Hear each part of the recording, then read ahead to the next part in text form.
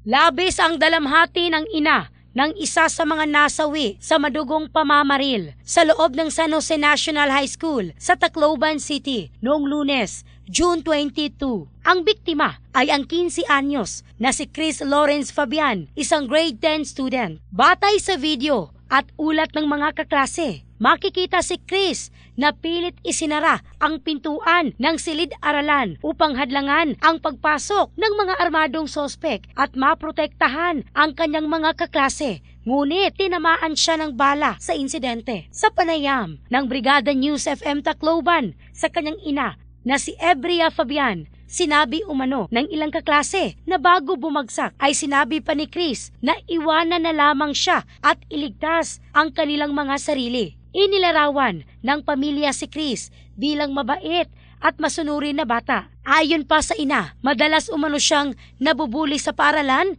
ngunit hindi gumagante. Nanawagan ang ina na papanagutin ang mga magulang ng dalawang CICL na sangkot sa insidente. Iginiit nito na hindi sana makakagamit ng armas ang mga minor de edad kung walang naging kapabayaan o kung hindi ito pinahintulutan. Nanawagan din siya sa mga mambabatas, kabilang ang ilang senador, maging sa Vice Presidente at sa Pangulo na bigyang pansin ang panawagan para sa pag-amyenda sa Juvenile Justice and Welfare Act upang mapanagot ang mga minor de edad na sangkot sa mabibigat na krimen. In the heart of changing lives. Ako si Michelle Craste ng Brigada News Philippines, the Music and News Authority.